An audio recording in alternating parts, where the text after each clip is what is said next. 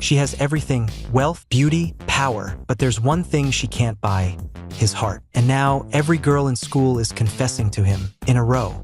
Jealousy turns to strategy, and she'll use every trick: rainy umbrellas, crowded trains, even broken teacups, to make him hers. But will her moves win his love or push him away forever? The delicate porcelain of the teapot exploded, scattering shards across the polished floor. A young woman, her eyes wide with shock, stood frozen beside the man. He, the MC, immediately knelt, his voice laced with concern. "Are you okay?" But the girl remained silent, too stunned to form a reply. This unexpected moment marked the beginning of their story. In a grand mansion, a hive of activity buzzed with servants attending to their duties. The young woman, the girl, entered, greeted by a group of men who bowed respectfully. In another corner, a boy meticulously prepared a cup. The door swung open, and the MC, a warm smile gracing his lips, welcomed the girl. She settled into a chair at a lavish table, and he presented her with a steaming cup of Darjeeling tea. She accepted it with a grateful nod, took a slow sip, and a contented sigh escaped her lips. "You have great taste," she complimented. "I've been working as a member of the Tenio family staff for a while now." "It's only natural," the MC replied, his name, Addo, now revealed. He glanced out the window, a thoughtful expression on his face. "It feels like a rainy day, but the forecast says it should be sunny." He then added, "I informed the general to postpone the schedule." The girl's smile widened. "Your intuition is always spot on, Addo. But mine is perfect. I'd be bored if nothing interesting happened." She reminisced about her first day of high school, how she had a premonition that Addo would be in her class, and how it had come true. Curious, she leaned forward. "So, what's been happening lately?" Addo shrugged casually. "Nothing serious, though someone from another class confessed to me." The words hung in the air, and the girl froze. Her grip on the teacup loosened, and it slipped from her fingers, spilling its contents onto the table. A panel, unseen to others, revealed her tumultuous inner thoughts. She, who could achieve anything, found herself utterly unsettled by this revelation. She reached out, her fingers gently brushing Addo's hand. I can't control what's going through my mind right now." Struggling to regain her composure, she asked, her voice barely a whisper, "What happened after they confessed?" "Of course, I turned them down," Addo replied, his tone unwavering. She searched his eyes, seeking confirmation. "Is that really true?" "It is," he assured her. Noticing the spilled tea, his gaze softened. "Are you hurt? Did your dress get stained?" She shook her head, dismissing his concern. "It's fine. Just take care of the broken pieces." Addo nodded, accepting the task. She scoffed, a hint of disbelief in her voice. "A confession, huh?" Addo nodded again. "Yeah, it's my first time being confessed to in a row." She froze, stunned. "Wait, what do you mean in a row?" Before he could elaborate, he quickly warned, "Just don't break the cup. It's your favorite." Without a moment's hesitation, she kicked the cup. Addo sighed, a hint of exasperation in his voice. "That's dangerous, you know?" She crossed her arms, a defiant glint in her eyes. "Some things are more important than money, Addo. Like getting confessed to multiple times. If money could buy that, how much would it cost? 1,000? 1,000,000? Addo shook his head, a faint smile playing on his lips. "Calm down. You don't even know how to manage money properly." He exhaled slowly. "Besides, it's not worth talking about. I was confessed to in a row, and I turned them all down." She narrowed her eyes, a hint of suspicion in her gaze. "When exactly did this happen?" Addo sighed. "It happened while you were away on your trip." The girl's expression darkened, a possessive glint in her eyes. Addo could never be left alone again. Had she made him dislike her? A 3-night trip had seemed harmless, but it had proven more dangerous than she ever imagined. Next time, she wouldn't leave him behind. Addo, sensing her distress, reassured her. "Everything was normal while you were away." She frowned, a pout forming on her lips. "Then why didn't you come with me?" "It was because of your father," Addo explained. "He told me to stay behind and protect the house." She huffed, a mischievous glint in her eyes. "I should send my father a message saying, 'I hate you.'" Addo chuckled, shaking his head. "Don't do that. You'll make him bedridden." She mumbled under her breath, then suddenly, her eyes fixed on him. "Are you sure you rejected all of them?" Addo nodded, his gaze steady. "Yeah, every single one.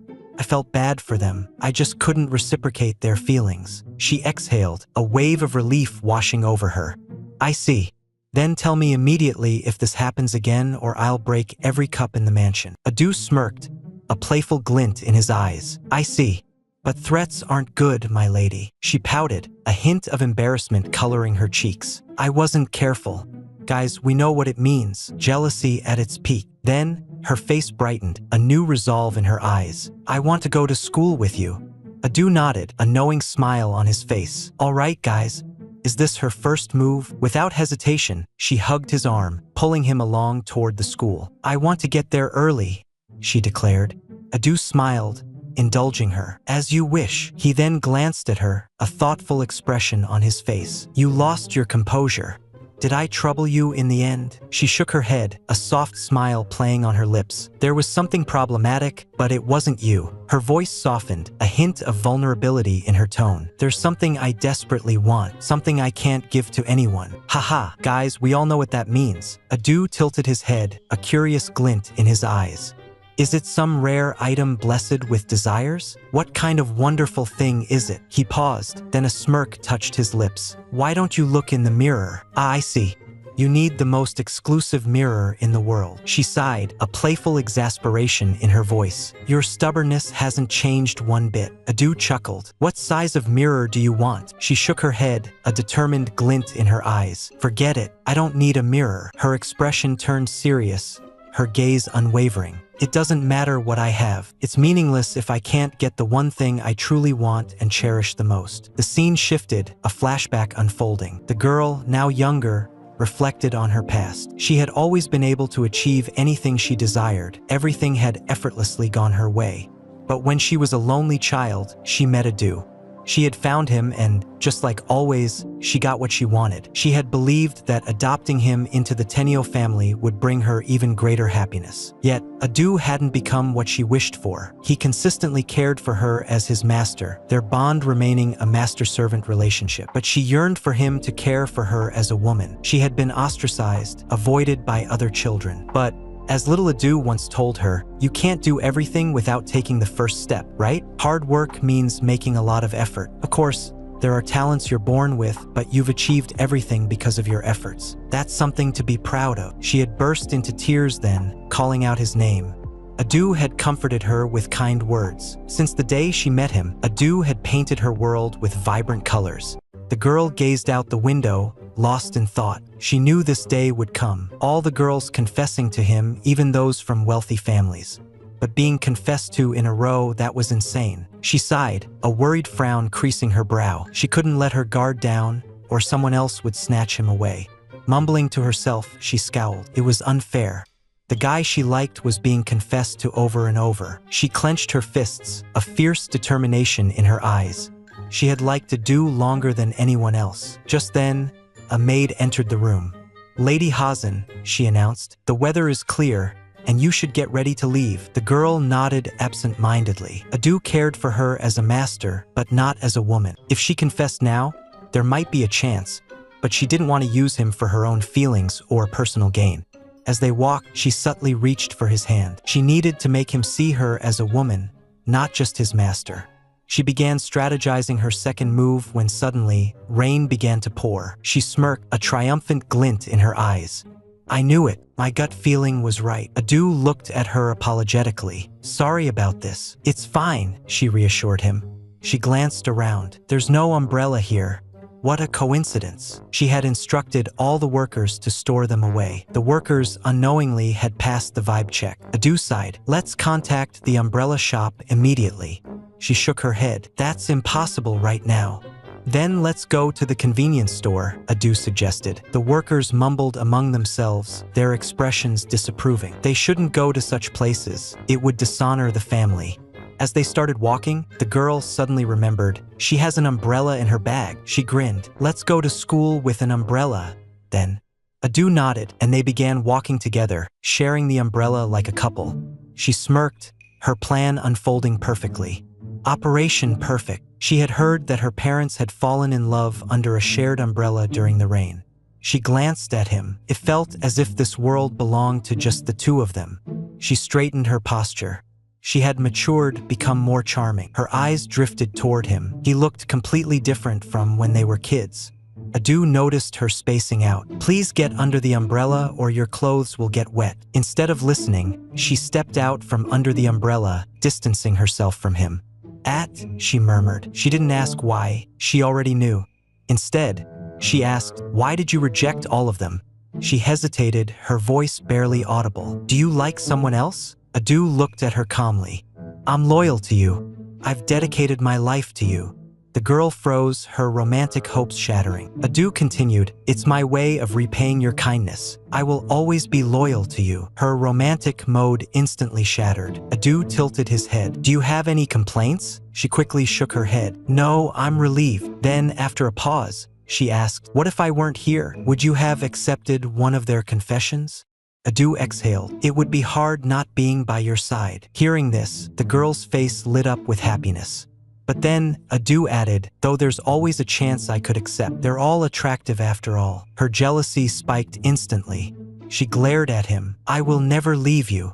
Adu chuckled and nodded. "Don't misunderstand. If it weren't for you, I might have fallen in love easily." She narrowed her eyes. "Did you say something, Adu?" Adu shook his head, feigning innocence. "No, I didn't." She smirked, a fierce determination settling on her features. "I'll use everything. My intellect, physical strength, financial power, luck, and sixth sense. I'll use everything available to me." She clenched her fists. "There's nothing impossible for me, no matter what it is." She looked at Adu with unwavering resolve. "Be prepared." She began plotting her third move. The scene shifted, revealing not a new mansion, but a school, a masterpiece of design. Its majestic architecture rivaled the finest estates, making every day feel like a walk through history.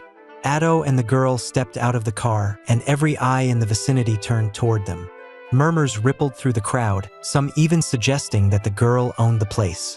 The girl, despite her usual composure, felt her nerves fray as she noticed a couple of girls complimenting Adu, clearly waiting to confess to him.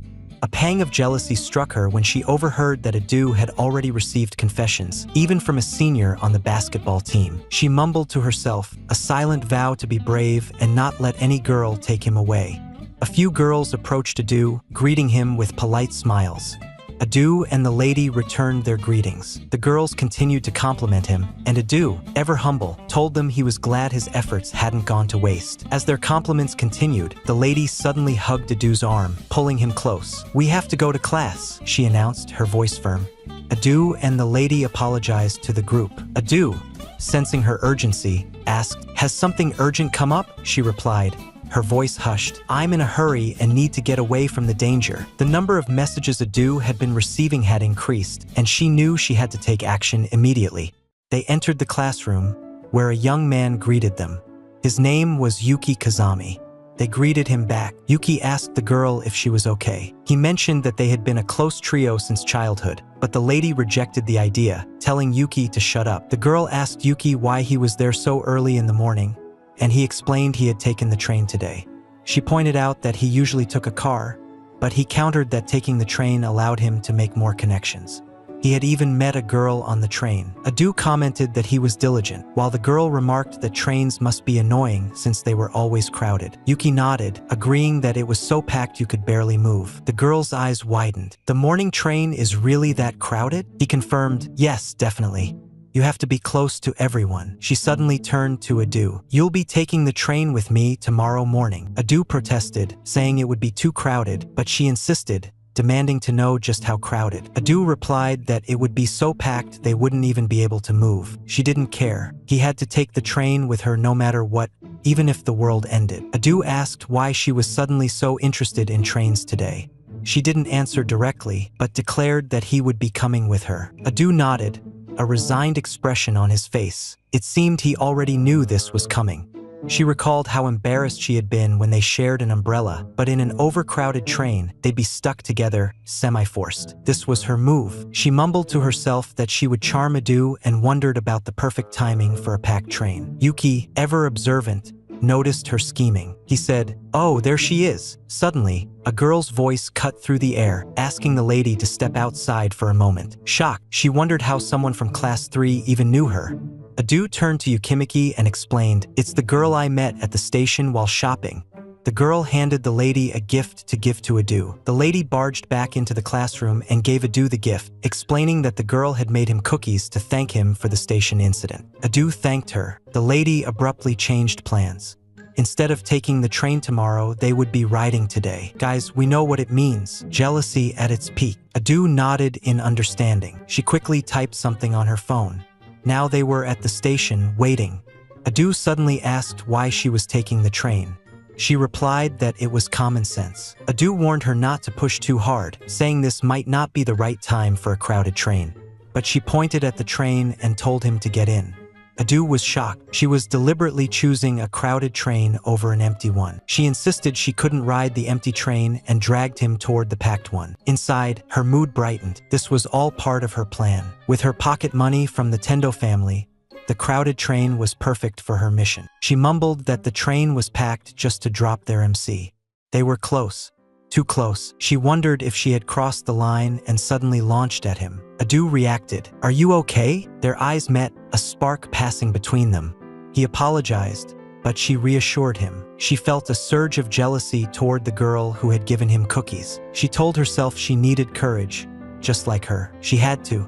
Adu asked if she was feeling sick. She insisted she was fine, but told him he needed to protect her well. Her heart beat louder, perhaps because of the train's movement or her proximity to him. She couldn't tell. All she knew was that this moment, this closeness, was exactly what she had been hoping for. Then Adu leans toward her, touching her ear. "I will protect you no matter what," he says.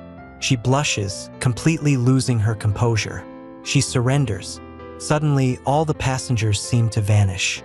Adu asks, "Are you okay?"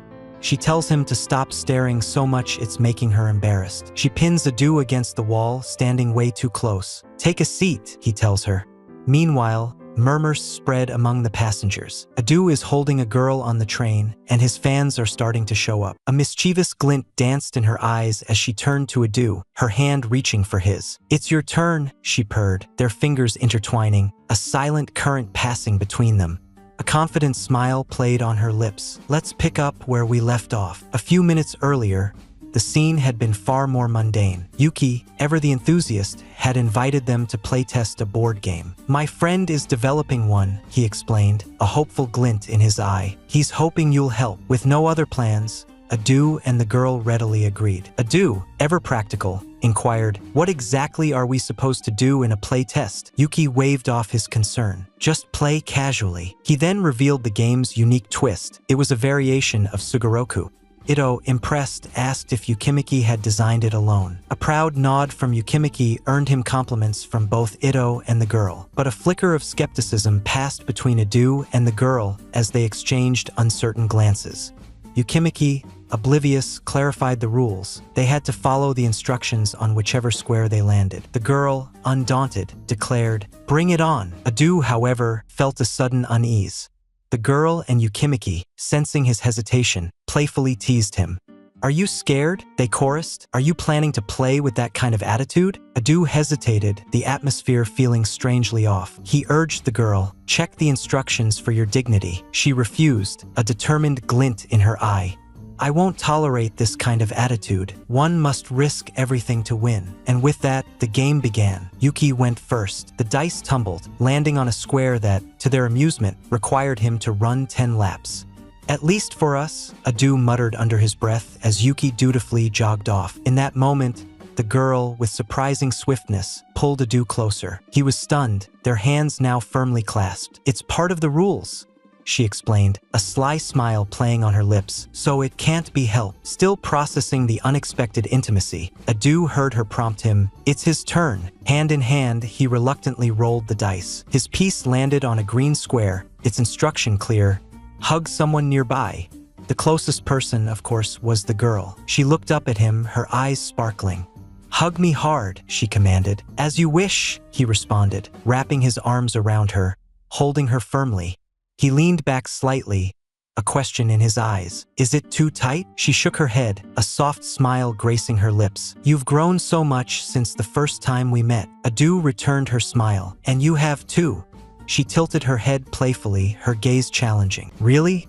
Where do you think I've grown the most? Adu considered for a moment before replying, his voice thoughtful. You've learned to honestly trust people. Her expression shifted, a flicker of something unreadable in her eyes. His response had caught her off guard. She paused, then scoffed lightly. That's not what I meant. It's completely different. Adu raised an eyebrow in confusion. Then what do you mean? She crossed her arms, exasperated. I meant my breasts. They've gotten bigger over the years. Adu sighed, pushing her hand away and handing her the dice. It's your turn now. Don't speak in such a way. It would dishonor our family. She took the dice, muttering under her breath. That is formidable. This level won't work. I need to try a different tactic. I have to go all out. She glanced at him, a mischievous glint returning to her eyes. Shall we throw the dice together? Adu, still puzzled, nodded. All right. She explained the rule and he listened, uncertain. They rolled. Adu landed on a square that instructed him to list 10 things about someone nearby. She, on the other hand, landed on a square that decreed the person near her must carry her like a princess until the next round. A smirk played on her lips as she combined the two conditions. Adu stared at her in disbelief. Wait, isn't this game kind of weird? She leaned toward him, amused. So, are you going to do it or not? The girl, impatient, asked Adu why he was hesitating to carry her. With a sigh, Adu gently pulled her face towards him, a tender gesture, and then, with surprising ease, lifted her up like a gentleman. They settled back onto the soft cushions of the sofa, and she mumbled to herself, a blush creeping up her neck, that this felt even closer than when they were on the train. She could die of embarrassment. Adu then told her that he was going to list his 10 favorite things about her, but admitted that it might be difficult to come up with all 10 at once. He hesitated, but she reassured him, her voice soft. It's okay. Take your time. However, Adu quickly dismissed his hesitation, a confident glint in his eye. It's actually easy, he declared, and began listing what he admired about her. He appreciated her natural handwriting, her unwavering dedication, her noble heart that never flaunted her efforts, and her quiet confidence. He added, his gaze thoughtful, that she should also consider cherishing others' feelings. As he spoke, he glanced at her, and she suddenly covered her face with her hands, a wave of embarrassment washing over her. Adu noticed and asked if something was wrong, reminding her that he hadn't even finished listing all 10.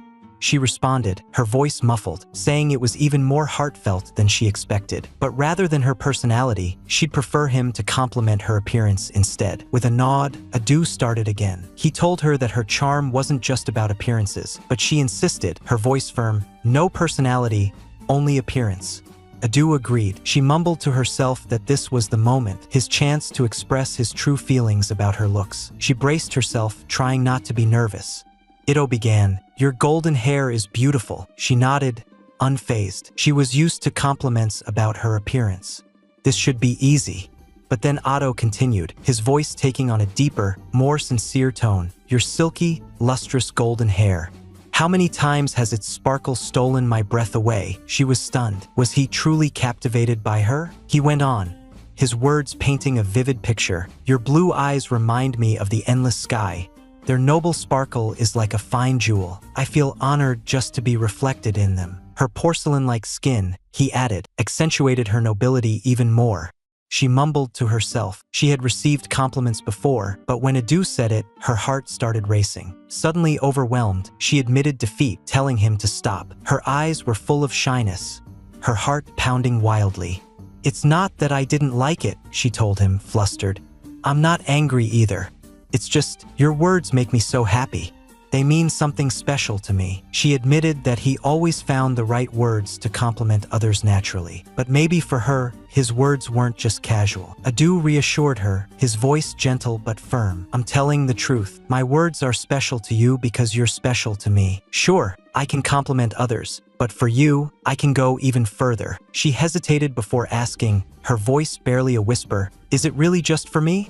Adu met her gaze, his eyes unwavering. Yes, he affirmed, his voice a soft declaration. To me, you're the only person I truly care about. The words hung in the air, a silent promise, leaving her to wonder what new chapter their intertwined destinies would unfold. The world outside blurred into streaks of light and shadow as she gazed from the airplane window, a silent promise forming on her lips.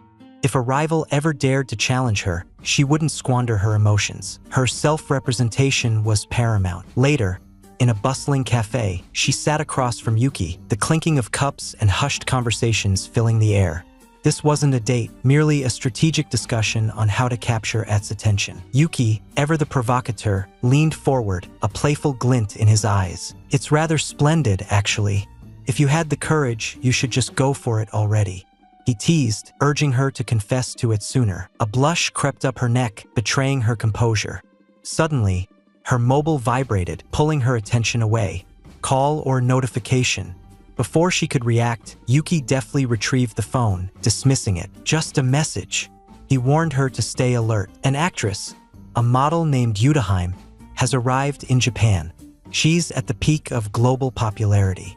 The girl's eyes widened. "Is she living with her family here? Or alone?" Yuki's next words were a bombshell. "She's in town right now." Her teacup clattered against the saucer, the sound echoing her shock. Yuki continued, oblivious to her internal turmoil. "If I use my connections, I might be able to find her approximate location. But if you want to meet someone for the first time, why not just walk around town? The princess who escaped might be sleeping on the side of the road or falling from the sky." He grinned, calling it a predestined encounter. They shared a laugh, though hers was strained. "It's not likely to happen," she murmured. A beat of silence, then a shared realization. If it's Adu we're talking about, anything's possible. A plan began to form, a desperate attempt to find him before fate intervened. The mobile vibrated again. This time, she snatched it, a hopeful smile gracing her lips. It was a message from Adu. He was still in town, taking a day off. They stared at the phone, a silent understanding passing between them. Leaving Adu alone was not an option. She grabbed a speaker, her voice cutting through the cafe's din. "Assistant, start the car. It's an emergency." Her eyes met Yuki's, urgency etched on her face. Adu is alone, and he might cross paths with Yudaheim. "Hurry." Meanwhile, an hour earlier in a quiet Tokyo neighborhood, ATL's mother expressed her gratitude. "Thank you for saving our kitty," she said, her voice soft. A small girl, cradling a fluffy cat, wondered aloud why it had run away. "Do you love the kitty?" her mother asked. "I love it," the girl replied, her eyes wide with affection. Both mother and daughter thanked Adu before departing, leaving him alone in the tranquil street. Adu pulled a pocket watch from his vest, its polished surface reflecting the early afternoon sun. Boredom gnawed at him. He had the entire day off and nothing to do. He began to walk, his thoughts drifting, when a sudden clatter broke the silence. A pair of glasses lay on the ground, seemingly abandoned. He bent to pick them up, a flicker of curiosity in his eyes. "Move!" a voice screamed, sharp and urgent. He turned and his breath caught. A girl, gripping a rope, dangled precariously from above, her eyes wide with alarm. She was stunning, even in her desperate state, but her grip was failing. Adu reacted instinctively, catching her just as she began to slip. He held her gently, a true gentleman, as she opened her eyes, meeting his gaze. "Are you okay?" he asked, his voice calm amidst the chaos. She lowered her cap, a faint blush on her cheeks. "Thank you for saving me," she whispered. He encouraged her to stand, but her legs buckled. "I'm fine," she insisted, though her trembling betrayed her. Adu, ever perceptive, knew she was shaken. "It's natural for the body to react that way," he said, his tone reassuring. She admitted her fear, thinking he was the one hurt. "I'm sorry," she mumbled. "It's okay," he replied, kneeling beside her. "Whoever was chasing you hasn't arrived yet." Her eyes widened in shock. He spoke softly. "There's no surveillance around." "How do you know?" she asked, a hint of awe in her voice. Was it some kind of sixth sense? Adu smiled, a knowing glint in his eyes. "It's only natural. For her, he's like a servant." She stared at him, taken aback by his words. He reassured her again. "I'm uninjured." Still surprised, Yudaheim murmured, "You're strange." Adu shrugged, a hint of amusement in his voice. "You're no less strange. After all, who descends from buildings by rope?" She explained, "I was being chased by my bodyguards." She looked around the dimly lit alley. "Strange place to hold a conversation," she remarked. Adu handed her glasses back. "Can I escort you somewhere safe?" She was confused, but accepted the glasses, still hesitant. He watched her, a question in his eyes. "Why would they chase me?" she asked, her voice barely a whisper. He casually replied, "Are you a bad person?" She looked away, disappointment clouding her features. Maybe she is. Running away won't fix anything. She knew this was a temporary escape, a fleeting moment of freedom, that would only add more problems for herself and others. Fear gnawed at her, a desperate longing to escape, even for a little while. She thanked At for his concern. "If it were just about me, I could handle it," she said quietly. When he asked where she was going, she confessed, "I don't know yet, but a decision will have to come soon." She claimed she'd be fine. Adu extended his hand. "Walk with me, and maybe we can decide together." She hesitated, then shook her head. "Go on without me. I can decide on my own." But At refused, his hand still outstretched. She took it, a smile gracing her lips. "You're really a strange person. You came out of nowhere, helped me, crushed my anxiety, and became a light in my darkness." Suddenly, a car screeched to a halt. It was the girl from the cafe, her face etched with dismay. She knew she was too late. Kazami, her assistant, spoke from the driver's seat. "I located them using the Tendo family app, but maybe it's already too late." The girl turned to Yuki, her eyes blazing. "Are you blind? That alley is so dark, no one visits. The rope is still hanging." Kazami warned her, "There's a love rival now, and a lot could have happened." She turned to him, a cold stare silencing him. "They floor the car," she muttered, a fierce determination in her voice. "Even if I have to dig through grass and soil, I'll find Adu before it's too late." The story begins with a girl gathering notes from people Ado had helped, whether he was alone or with someone. The first person she interviews is the same man from the last chapter. He confirms that Ado was alone. The second person claims Ado was with a girl, and the third witness agrees. A smile spreads across the girl's face as she looks at her phone, though jealousy flickers beneath it. She messages Yukimichi, saying that Ado had a valuable day off, and as his master, she's absolutely delighted. But fire soon sparks in her eyes. She vows to trace the marks of his kindness until they find him. As she and Yukimichi discuss Ado and Utahime, a man walking behind them suddenly stops. The girl is in the middle of saying Ado shouldn't be the one escorting Utahime home. When the man turns around, he steps closer and calls out, "Excuse me." The girls turn, surprised. He explains he has a question, specifically about Utahime, the very person they were just discussing. Scene shift. Utahime stands with a small cat plushie in her hands, her eyes sparkling. She tells Ado it's her first time visiting a place like this, and that she truly enjoyed it. When Ado asks what her favorite game was, she describes one that goes bam and fills the room with colors. Ado recognizes it instantly. "That was a music game," he explains. Utahime lifts the plushie and thanks him for winning it for her, asking how he knew she wanted it. He admits he saw her looking at it for a long time and noticed. She tries to apologize for troubling him, but Ado shakes his head. He wanted to play that machine anyway. When he offers to carry the plushie, she hugs it protectively. "I want to carry it," she insists. Then, with a warm smile and shining eyes, she adds, "Thank you, I'll treasure it." Ado smiles back. "It's my pleasure." He asks where they should go next. Utahime suggests a fresh juice stand near the station and leads the way. But after only a few steps, she stops. "It's my token of gratitude," she says. Ado raises an eyebrow. He tells her the stand is actually on the opposite side of the station. Embarrassed, she points in another direction. "Is this north?" she asks. "No," Ado corrects gently. "That's south." Her blush deepens. He teases, asking if she's directionally challenged. She softly replies no, her tone shy. With kindness, Ado says she's easy to understand. Her mood falters at his words, and noticing, he quickly clarifies. He didn't mean it badly, only that he can read her expressions easily. She suddenly stops. Quietly, she tells him it isn't true.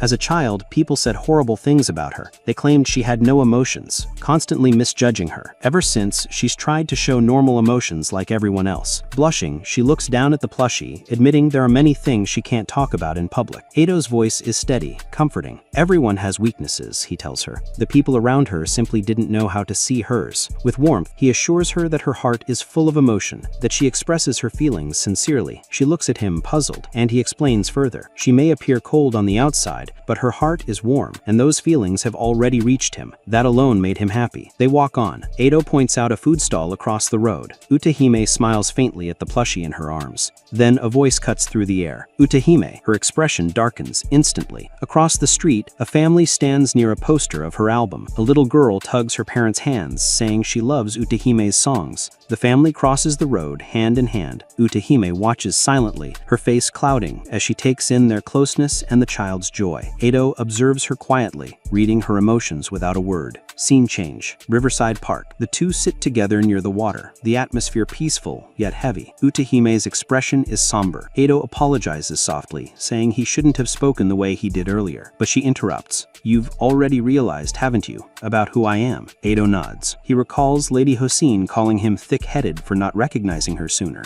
But after just an hour or two with her, he understood. "You're a kind person who expresses your feelings from the heart," he tells her. Stunned, Utahime laughs lightly, comparing him to Rorono Azoro, who's also terrible with directions. Edo denies it, and they both laugh. She gazes at the sky and whispers she wishes she could use magic, a magic that could warm her heart. She admits she rarely laughs this much. Her voice softens as she shares more. Her mother had magic, the magic of happiness. Her songs could calm anyone, even bring a smile to Utahime's father. But when her mother passed away, her father sank into depression. Utahime could only watch. "If I had my mother's magic, maybe I could make him smile again," she says, tears forming. She turns, and there stands her father. They embrace tightly. Through his tears, he tells her her song sounds just like her mother's. Utahime smiles softly, her heart trembling with relief. All she ever wanted was to see him smile again, even once. Time passes. She continues recording, composing, building her career. But one day, she tells her team she wants to redo everything from the start. The production staff are confused. Her father waits outside. Inside, Utahime reflects, her mother's voice was more beautiful. She had been closer to her mother. Her own singing isn't enough. She must study more, push harder, or she'll never reach her mother's level. Later, she packs her things to head home. Outside, her father speaks quietly to someone. His voice is heavy with grief. "I do not think I can endure it much longer.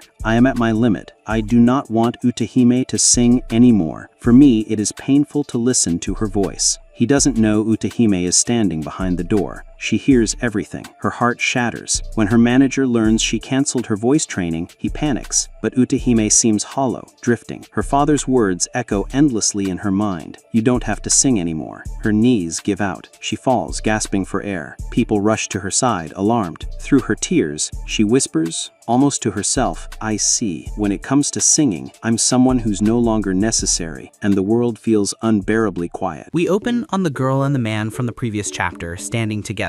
The air between them is heavy, the kind of silence that only happens when both people already know something's wrong. She tells him that Utahime is currently with Ito. The man's eyes widen for a moment, not in anger but confusion. "With Ito?" he asks quickly, his tone sharp, like he can't believe what he just heard. The girl apologizes immediately, saying she didn't realize the depth of Utahime's family situation when she left her with him. There's guilt in her voice, like she's been holding it in for a while. The man just looks confused. Why is Hussein apologizing to him? For a moment, it almost feels like he's trying to piece together something bigger, something she's not telling him. He steps away to make a quick phone call. His steps are slow, deliberate, the kind you take when your head is full of thoughts. On the line, we hear him say that he's relieved Utahime is with someone safe. But there's hesitation in his tone. You can hear that mix of relief and heartbreak. It's like when a father finds out his daughter's safe, but not with him. Meanwhile, Yukimeshi wonders how Ito even knows Utahime. The girl explains that Utahime is the president of a major company that does business with the Paradise Group. She's met him a few times herself. As she talks, we realize just how complicated all these connections are. It's not just random coincidence, everyone's tied together in this web of relationships and emotions. The man returns from his call. He looks calmer, but there's something broken behind that calm. He tells them he was just informing his staff that Otaha is safe. Then he bows his head and thanks the girl, saying he's grateful for the protection offered by the Tendo family. But the girl gently corrects him. "Protection is a strong word," she says softly. "It was more of an encounter." That line hits hard. It's subtle, but it shows she's not trying to take credit. She's trying to stay grounded in reality. With renewed determination, the girl sets off to find Edo and Utahime. Her eyes burn with resolve, her steps firm. You can almost feel that classic anime energy building, the kind of scene where the camera zooms in, the music swells, and you know something important is about to happen. She says that with the man's help, they can locate Edo and Utahime quickly. But then, the man refuses. "I don't intend to go," he says quietly. "It's better for Utahime that way." The words hang in the air like smoke. The girl stops in her tracks, completely shocked. You can almost hear that anime silence when the background noise fades and all you can hear is a soft breeze and the faint heartbeat in the distance. Suddenly, she starts yelling at him. Her voice breaks, trembling with frustration. Yukimichi steps in, holding her back before things go too far. The man looks puzzled, almost wounded by her reaction. He doesn't understand why she's angry. She shouts, "You've been worried about Utahime this whole time. You spent all your energy searching for her instead of attending to your company. That line, it's pure emotion. You can tell she's not just angry, she's hurt by his detachment. It's that moment when someone's heart speaks before their brain does. The man grips his phone tightly. His voice shakes slightly as he explains. He says he was devastated when he heard Yuta Jaime had disappeared that morning. He rushed out immediately to find her, ignoring everything else. Then, his voice softens. You can hear that mix of guilt and sorrow, the same tone you hear from characters like Gojo when he talks about his regrets,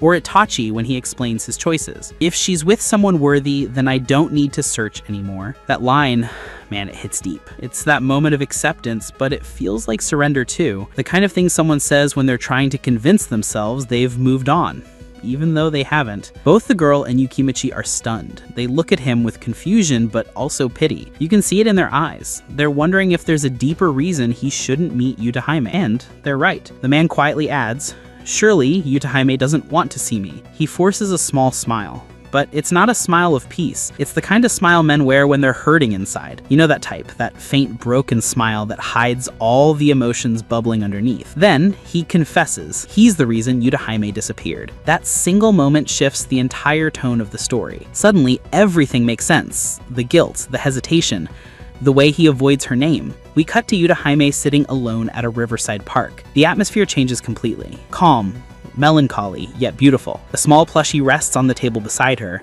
its tiny stitch smile contrasting with her heavy silence. Ito approaches quietly. He doesn't speak right away, he just observes her. It's one of those classic manga frames where the distance between two people says more than words ever could. Yuta Jaime finally speaks. Her voice is weak, trembling. She says her voice stopped coming out. Her father once told her she didn't need to sing anymore, and since that day, she's been able to speak normally, but whenever she tries to sing, no sound comes out. You can almost feel the pain in her words. It's not just about losing her voice, it's not losing her identity. For her, singing wasn't just a talent, it was her connection to the people she loved. Ado listens carefully, his expression serious. He asks if she's seen a doctor. She nods, saying yes, they checked her vocal cords and found nothing wrong. It's psychological trauma. And that line right there, it's so real. It's not about the body failing, it's the heart that's broken. It's that emotional paralysis that comes from deep pain. She explains that her songs were always for her father. After losing her mother, she wanted to see him smile again. That's why she started singing. You can imagine the flashback. Small girl singing in a dimly lit room while her father listens silently,